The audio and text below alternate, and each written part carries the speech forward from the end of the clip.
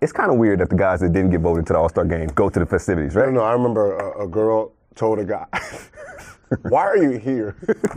You didn't make one of the team. You'll actually be working out, so you can be here next year so we can come see you. What team did that guy play for? Denver Nuggets. Denver Nuggets. I'm not going to say his name. I'm not going to say his name.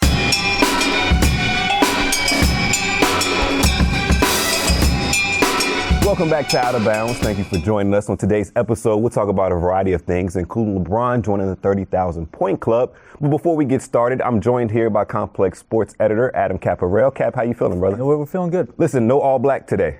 No, we won the gray scheme today. A little tonal action. Okay, all right, I can dig it. And next to Adam Caparel, Mr. Gilbert Arenas, who's being very studious right now and writing down stuff. Still writing my notes, man. You got a computer, so I know Where's your computer? I know where y'all spending y'all complex checks. Okay, I see where y'all spending y'all checks. I'm still with the old paper. Is this homework that you're writing on? Yeah, this is my son's homework. We're just going to keep it like that. Hey, listen, I applaud the dedication. Gil, I meant to ask you this before we get started into the show. Did you see your boy LeVar Ball in the full suit get up because he's allegedly an assistant coach? I like that, man. You like that? Yeah. If your son's gonna be over there and you see him struggling, you might as well just get on the coaching staff. Hey, the youngest is that a big baller brand? He's dropped 43 first. I know how to coach my son. That is not a big baller brand by the cut of it. That's Joseph A. Banks. That is not anything. He's going for Luke Walton's job. Yeah, that's what he's going for. I know how to coach my son. First topic of today. Big news in the NBA. LeBron James joins 6 other players to score 30,000 points in their career, which is such a huge milestone. Earlier this week, we saw him congratulate his younger self on Instagram. People roasted him for that. But aside from that topic and the loss last night, 30,000 points for his career against San Antonio Spurs. Where does that rank amongst milestones for LeBron James? Rank amongst milestones? Yeah. Is this one of his greatest accomplishments? No, 30,000 points? I think his biggest accomplishment is when he takes the scoring title. That could possibly happen, for sure. That's going to be his biggest milestone. I mean, you're 5 or 6 years, maybe even 7 years away from that happening, him potentially passing Kareem Abdul-Jabbar. It can happen, but still, like, he's on a list right now with only six guys right now. Like, I mean, he is in at 32. I mean, he truly exclusive club in the NBA. Very exclusive. I mean, it's very true story. Okay. My dad called me one day. This is 2002. He said, "There's a storm coming. His name is LeBron James." What you yapping about? He said, "I just finished watching a high school game, and he is coming to the league. He's going to be the #1 pick, and he's going to average 20 as a rookie." Click, shut up. There's no rookie coming in after 21. Draft night comes. Yeah. See the highlight. Hey, yo, Dad, what was that name? He said, LeBron James. Pops knew early. Yeah, what's up? Pops about to be an NBA draft evaluator. But now LeBron, the kid in high school that was on the SI covers, that had his high school games on ESPN, now is only behind Kareem, Karl Malone, Kobe Bryant, Michael Jordan, Wilt Chamberlain, and Dirk Nowitzki, your boy who's still playing. I mean, that is exclusive. I mean, it is. I seen the greatness early. I really did. I was, Larry Hughes, went there as a free agent. So, me and Larry was tight. So whenever we came in town, I go to LeBron's, he had the whole little penthouse. He had like the whole floor. Right. So, his whole team that he still has around him, which is amazing. Maverick, Paul Rich. Yeah. So we're over there, playing cards, watching TV. And, him and Savannah are watching TV. But they have their setup, TV. So they had like 5 TVs in a row. And that's where I realized he was a machine. You had basketball, soccer, college basketball, high school basketball, and he's just absorbing it all. I went back, the next day and said, "Oh yeah, he's gonna be good." Right. It was like, why? I said, because he just watches and studies everything about everything. Yeah. And I said, he's like a computer. So to see him on that list is like, I seen it coming. There's been stories plenty of times where LeBron will call out a play that a team's about to run before they even run it. Some coaches say that So he's the Tony Romo of the NBA. Something like that, maybe even better. Gil, do you have a scenario where you're playing against LeBron James and his IQ or just how legendary? Yeah, that's what I said. That's what I said when I was, his rookie season, sophomore season. I seen it. I seen what he was capable of, just watching and studying. So I knew he studied everything about, sports. not just basketball, just sports. He wanted to know what was going on in sports. Right. And, for, a young kid, just for an individual to adapt and to tap in all kind of sports to probably help his game is amazing. It shows, growth. Yeah. Cap, you mentioned being on the SI cover at 16, I believe. The font on there was Chosen One, if I'm not mistaken. He has it on his back. Yeah, exactly. Do you think, considering the hype that he had prior to coming into the NBA, that he's exceeded the hype? I think he's beyond expectation. I mean, the hype for him coming into the NBA was extraordinary, probably the biggest of all time. But the idea that LeBron would be this good for this long and accomplish all the things that he's accomplished at 33 is insane. He is now putting himself into a level that no one has reached, having his prime extended to the age 33 season, which again is unprecedented right now. And he is the only, there's the only other guy that is going to be close to getting to 30,000 anytime soon is Carmelo Anthony. Really? He's 5,000 points away. And after that, James Harden's not getting there. Russell Westbrook's not getting there. Steph's not getting there. You have to go to guys who are younger than them. You're talking like your Cats, your Giannis's, your guys that came to the league at 19 to get there. Yeah, that's the only way. People who came in at 19, and they're still going to be behind because the fact that LeBron was averaging 20 his rookie season, and Giannis 4 and 12. It's gonna have to be when they unlift that high school rule. Somebody down the line. It's not going to be anybody in this that we're looking at now. Yeah. That's going to catch him. And major respect to the San Antonio Spurs for acknowledging LeBron's milestone of 30,000 points. They show love to him at the game. I thought that was very commendable for the San Antonio. They have a great fan support there. So it's a major. They're classy. They're a classy organization over there in San Antonio. That happens so rarely. You should take out time to do it. Yeah. And great that it happened right before the end of the first quarter, so you had time to acknowledge it. Unless Paul Pierce is running the franchise.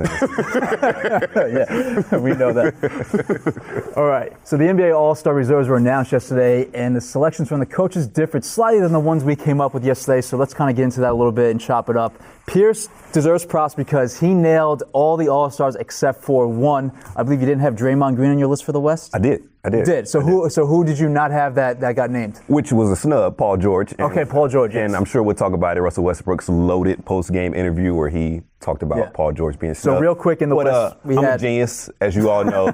Or these two guys were just picking people willy-nilly. I'm a genius. I should be an NBA GM. Tell your boy Otis Smith what's up. Or you're just as crooked as the coaching staff that was picking these teams. That's what you think? Yes. Yeah. So here we go. So in the East, we had Bradley Beal, Al Horford, Kevin Love, Kyle Lowry, Victor Oladipo, Kristaps, and John Wall. And in the West, LaMarcus, Jimmy Butler, Draymond Green, Dame Lillard, Klay Thompson, Karl Anthony Towns, and your boy Russell Westbrook. Yeah. You're happy with that or not happy with that? I'm not happy with it. Okay. It's a flawed system that needs to be taken out of these coaches' hands. So who should be voting on reserves? It's not even voted on. It should be put into the media's hands when it comes to reserves. Okay. Because the coaching is the problem why people get snubbed, because you got to remember these coaches are coming from different organizations. Mm-hmm. So they're lobbying for a player that they already coached. So when you look at the West, you have the Lakers, Golden State ties. New Orleans coach, Golden State ties. Golden State ties. Then you have people like, Memphis, he has Houston ties, Timberwolves ties. So when you see these numbers getting pushed out somewhere, then you see, how did Paul George get snubbed? Because the votes was going to other players because of those coaches that that played in those organizations. Yeah. That's the bad part about it, because there's no way you have the second best shooting guard in the NBA not make the All-Star game. And you have somebody like Draymond. Like, I appreciate what Draymond brings to the game. I really do. 11, 8, and 7. You're a glue guy. Yeah. A glue guy that's an All-Star? I think a little bit yesterday was, like I said, the pedigree. I think they just rewarded him. Listen, you're having a down year. You haven't necessarily had a down years before. We'll give you this. He averaged 10. Compared to last year, his numbers is up, but you averaged 10 last year and made the All-Star. Like, Russell said it best. Just because you make the All-Star doesn't actually make you an All-Star. You're getting voted on, and you can see you get 4 votes right here. Yeah. just from coaching staff that already been in a Golden State organization. Kristaps said too, asking him about the All-Stars. He said, the players know. The players know who the real All-Stars are. So we saw Russell come out really impassioned yesterday. Other guys vouching for themselves that didn't make it, like Andre Drummond, had a lot to say on Twitter. I mean, Drummond. I mean, that's what I said. It was one of those things where you have Kevin Love who makes it, and it's like, well, I mean, he's having a good year. Yeah. I don't mind that one. Yeah. Al Horford. Listen, he hates Al Horford. No, I mean, I'm just saying Al Horford. I mean, Doc Rivers came out recently and had a quote saying that the coaches' vote should be put out there to the public. Yes. We live in an age of transparency. Because I know for a fact, because it happened to me. Yeah. My second All-Star, and I'm averaging 29. I was fourth in scoring. My team was fifth, and I got snubbed because, that's the year when Detroit put 4 players in, and then everybody was on that, it's about the winning now. But all the other coaches came from, Detroit. Yeah. So it was one of those. So it's like, the fucking system is rigged. Yeah. I mean, speaking of Detroit, Drummond was my biggest snub. You're saying Paul George is your biggest snub. Yeah. Yeah. So, I mean, I thought Drummond as the leading rebounder in the league, we've seen him averaging, I think, a career high in points. And also we talked about the free throw percentage yesterday, or 62%, which is insane for him. I thought Drummond was... What? What are you laughing at? It is for him. He's become a good free throw shooter. We still said 62%. But the Pistons were one of the better teams in the East early on. They kind of fallen off, but he was kind of salty on Twitter with not getting the selection. And he said that, I guess I got to start doing backflips after every point I score to get attention around here. Laugh my ass off. On to the next one. He is correct. There you go. He is correct because I thought the same thing when I got snubbed, and then that's when I verbally came out and said, I'm going to be the East Coast assassin. All you coaches that didn't vote for me, I'm fucking your team up. So that lit a fire under your ass. Yes. No. No? I was averaging 29. I averaged 28.7 after that. Now, oh my God, he's doing amazing. He's sticking to his word. Like, I put the words behind what I was doing, and now I'm a star. But that's where hibachi came from. It came from getting snubbed. Yeah. And then I started talking all this shit and backing it up, and then the name blew up. How much is our All-Star selections at this point in time in 2018 just PR driven, right? We'll see players campaign, they're saying they're snubbed. A person that comes to mind is Damian Lillard, but even though his play's backing it up, him vocalizing. But he's one of those guys that he's a quiet guy. So when you snub him, it's like, eh. Right. But it's like the loud, the more animated you are, I mean, you're seen more. Yeah, but Dame Lillard can flame you on his tracks. He can get into the studio. but I'm just saying, but because he doesn't boast about himself and he doesn't put any words behind his action. If he goes out and say, next time I play Curry, I'm gonna give his ass 30. Yeah. And then he gives him 30. Oh my God, look, you see what Dame Lillard. But if you look at his track record, he's always giving him 30. Yeah. But because he says it, everyone's so your like, biggest snub was Paul George. Yeah, has to be. He can arguably be Defensive Player of the Year at this point in time. But again, it's like the slow start for the Thunder hurt him, I guess, in the eyes of coaches. But that's not fair when you're bringing the coaches they fuck these coaches. I mean, fuck them. Because it's a jaded, you vote for my player, I vote for you. I vote for your player.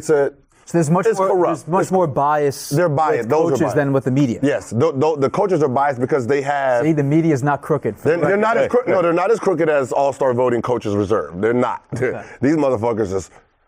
But they penny pinch. Is this valuable for players because in sneaker contracts often All-Star votes matter, All-Star selections matter. That's how you get more money. So do you think that's why players are vouching for All-Star selections as opposed to All-Pros? But no, All-Pro is a big thing. Deal. And the sad thing is Paul George might not make the All-Star, but will be all NBA. He'll probably be second or third team. I know, and that's the. But that's what you want with the Supermax, right? But you're all NBA. Well, that cost him last year. It did, exactly. That cost him last year when he didn't make the But All-Star. that's what I'm saying. But all NBA team is what you really, because it's the top 15 of the league. So you might not be the top 24, but you're top 15. Which makes no sense. Rather be top 15 than top 24. 1,000%. Yeah. That's why I said stop calling me All-Star. God damn it. I'm all NBA. Speaking of NBA, the Boston Celtics had a heartbreaking loss last night where many people pointed to why the hell Marcus Smart took the shot as opposed to Kyrie Irving. And their road schedule doesn't get any easier as they take on the Golden State Warriors this weekend. And we'll preview that Saturday night ABC primetime matchup within play. Fellas, I alluded to just a second ago that the Celtics will take on the Golden State Warriors in Oakland. They're coming off a tough loss with the Los Angeles Lakers last night where Marcus Smart was like, listen, I'm getting this rebound, I'm taking it down the floor, and I'm shooting it. They ended up losing. Gil, Do the Celtics bounce back against the Golden State Warriors this weekend? No. No. I mean, they're on a 4-game skid right now. Yeah. This is not talking, but that's the. With the Clippers tonight. But that's the power of the media. That they're on a 4-game skid, but nobody's talking about it. Nobody's talking about how bad they're actually playing. And then you lose. And then you lose to the storyline is the Cleveland Cavaliers right now. But I know, but that's the fun. You're so focused on LeBron that you let Kyrie and them just slide on through. Because there's layers of petty in Cleveland. But you get beat by the Lakers. After continuing, so funny. There's 2 free throws. When I seen the line -2.5, I said, oh. Oh, they want you to throw your money on Boston thinking this is an easy line. Yeah. Nah. They got Lakers winning. And sure enough. To go the other way situation. And sure enough, Lakers pulled it out. Whenever you play a team that's kind of struggling like the Lakers have been this season and you're in a tough place as is Boston, how do you give up an easy win like that, on paper at least? It's just, it's just one of those games. It's just one of those things that probably, it's one of those scheduled games. I didn't want to say scheduled loss. One of those games that is written not in your favor. Yeah. I mean, this is the first game on a road trip, right? It's like, it's just one of those things that happen. But remember, the Warriors did lose to the Celtics at home early this season. We saw that 17-point comeback when the Celtics got way down. Defensively, they kind of bear down the second half and kind of forged the comeback. Kyrie kind of held the big baskets down the stretch. So, you've already seen the Celtics take one from the Warriors.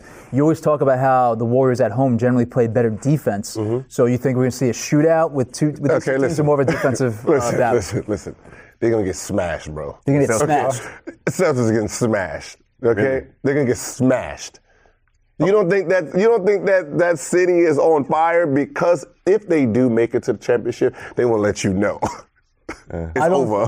It's over. Why do you think they're gonna get smashed? They're getting smashed because they're the Boston Celtics. Yeah, the best defensive team. It's the Boston Celtics. Yeah. Okay, what's wrong with that? They're one of the best teams in the Eastern Conference. With 2 All-Stars. Technically 1.5. Okay, but think about it. Think about it. It's 1.5 All-Stars. Questionable. The second. No, it's questionable. It's like they're like a space hand. I got a 1 in the possible. And one of the best rookies in the game. They're 1 in the possible. When you have Golden State 3 in the possible, you're already edged. But you're already edged with 3.5. You're already edged over there. But all right, just hear me out. You have to beat them in 4 games. Not happening. Defensively here, you have the Celtics have those lanky guys like your Jalen's, like your Jason Tatum's.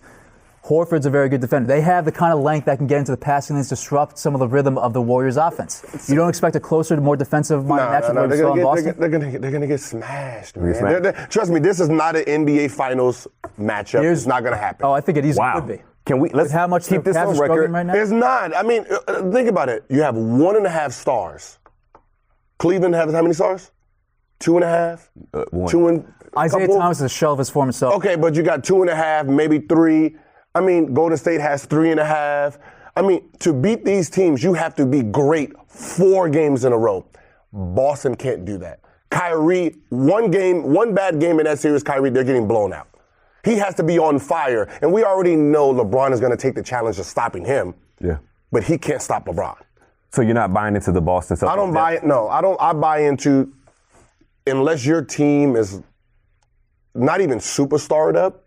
If your team is like a Detroit Pistons where they're not superstars, but they're great stars playing against, the Kobe team, okay, you have that. But this Boston team is okay. They're not dominant. But until Cleveland shows you an ounce of defense, you don't need to show me. Why would you believe in them right now? You don't need to show. They have one player that can get his own. Other than that, I mean, who can dominate on that team?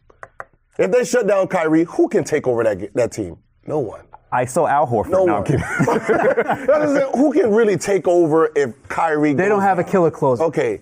With LeBron, LeBron is the best player on that, but he's not the killer closer either. Listen, the idea that you think the Warriors are going to blow them out, Celtics have an extra day of rest. Hear me out. Celtics have an extra day of rest. And Jason Tatum, who's been their star rookie, one of the better rookies in the league, could you have to use an extra day of rest? He's kind of been hitting the rookie wall right now. So extra day of rest for the Celtics. Defensive battle. I think they keep a lot closer. Who was Wilder's last fight? Bermain Severn. It's going to be one of those. Okay, so they're just going to put their hands up. It's just going to be one of those knockouts. Before we move on, let me just recap it. Golden State. Golden State. I'll put it this way. Watch, he's defending Boston, but he's going to go with Golden State. As the betting individual on this show, if the Celtics are getting anywhere from 6 to 7 points, I think you have to take them. Okay, I think it's a close game. I'm going with Golden State as well. Oh, what, 12, 15? Yeah. I say 12. But again, Saturday night, ABC, primetime matchup. We'll all be tuning in. It's going to be a good one. Let's do it. Closer than you expect. Closer than the expert believe. They were down 17 at home. They came back and won. But they were down 17 at home. When you lose to the Lakers, that gives me that's a red flag. Right. Red flag. All right, moving over to the gridiron. The NFL has been shamed into giving to charity thanks to the Philadelphia Eagles. So if you guys haven't been following the story, capitalizing on what the Eagles and their underdog status, we saw their offensive tackle, Lane Johnson, put out a limited edition t-shirt that kind of blew up around the Philly fandom. And of course, the NFL saw what that did and how that blew up inside to get themselves involved and try to get some money. So the NFL put out their own version of the underdog t-shirt and immediately got shamed by the Philly fans and Lane Johnson, and also Chris Long, who both took the NFL to task on Twitter, calling them out and saying, if you're going to put these shirts out and copy us, do what we did and give the money to proceeds to fund Philly schools. So, it's so many. Good that the NFL finally got put in its place for I wasn't following the story because I'm not paying attention to football right now. Well, you're blocking football out right now? I'm just saying I wasn't paying attention to football right now. I mean, there's bigger stories. We're on the eve of the Super Bowl. Super Bowl's like. I want to talk about football in February when I'm supposed to. It's about to be the Super Bowl. But the NFL is driven by money. By greed. 1,000%. Yeah, they're greedy individuals. So is this petty? Not really. What's petty is when you ban Kaepernick from the NFL, but you still make his jerseys because everyone's still buying them. That's you make $100 million from a guy who's not even NFL anymore. Now that's some good. Yeah, listen, I mean, he makes a valid point with that one. The NFL is all about making a dollar, of course. Completely, yeah. And this whole underdog thing with the Philadelphia Eagles is kind of funny to me as well because they were the number one seed in the NFC. I understand you lost your quarterback, but knock it off. You have one of the best defenses in the league. You're in the Super Bowl. Nick Foles is a competent backup. You're not necessarily an underdog as they're putting out there to be, but Philadelphia. Well, they are going to the Super Bowl. They are underdogs. You're playing football is Jesus and Tom Brady. But I mean, I see NFL trying to capitalize and get a dollar, but they had to be called out. I mean, I'm glad they got called out. I mean, are they going to give back to Philly schools? Yeah, they said they're going to get the proceeds for their. I want to see the paper trail. I want to see the paper trail. You want me to see the paper trail? It's going to be like $30,000. Yeah, it's going 2 years from now. Oh yeah, NFL made $40 million off of. But put yourself in the NFL. Put yourself in Roger Goodell's shoes. Would you do make money? this? Yes, yeah. Make money. You would say screw the charities. I want to make some money. I'm not going to say it out loud. but implicitly, that's what you're doing. You've been to charity events, right? Yes. Right? You've played poker. Little poker events. You win a little money, and then you realize that money don't go to you. It goes to charity. You just send it. I don't get invited to charity poker. Oh, yeah. It's like, I want the actual money. Fuck the calls. I wonder if the NFL does have some type of documentation of where the funds that's going to charity. Because allegedly, the NFL fines. Yeah, no, they have to. Like, what happened to the NFL fines? Yeah, NFL fines go to charity, yeah. Allegedly go to charity. Yeah. But if I'm not mistaken, the NFL was like a tax-free entity for a long time. But I mean, because no one monitors none of it, no one really knows. Oh, no one really knows. There's got to be some accountability. But for a change, the NFL actually did right. And they say they're giving the proceeds to charity as opposed to, screwing up concussion situations, Kaepernick, all the other stuff, all the other bad press the NFL accumulates throughout the season. Because they actually did right for a change. No, because this one they got caught red-handed. Well, no, they did. Right in the moment. The memes and the call-outs on Twitter were hilarious. Yeah, so this one they had to do something quick. They got roasted. Is the charity going to be Roger Goodell and Corporation Foundation? Yeah. It's going to be some backdoor snooping that was just made yesterday. You gotta tap it. But maybe this is a good harbinger for that. The NFL can be shamed into changing their ways in other situations. Like if enough people call them out on Twitter and social media and keep talking about how petty and ridiculous they will change their ways. But the only reason this one because they didn't create this content. No, and that's the problem. That's why they're like, oh yeah, we'll give it to charity. that's like, brow.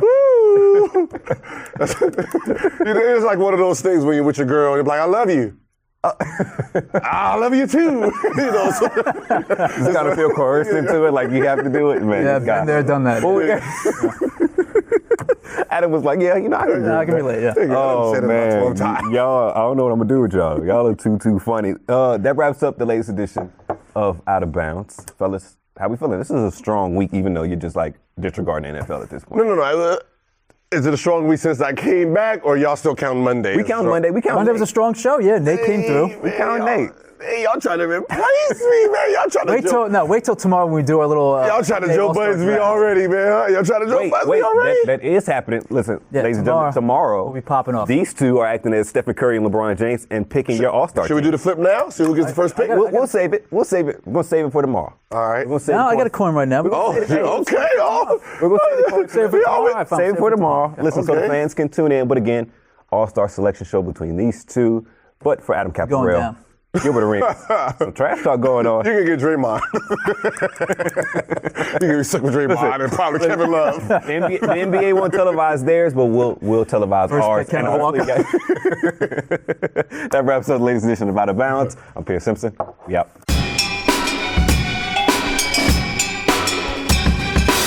Your first decision as a commissioner of the NFL would be to give yourself a raise. 1,000%. You know Gilbert's giving himself a raise if he was NFL commissioner. Look at his face. Like, why not? 40 million in a private jet. I couldn't listen. I couldn't be commissioner. Why? That should be rigged, like it is now.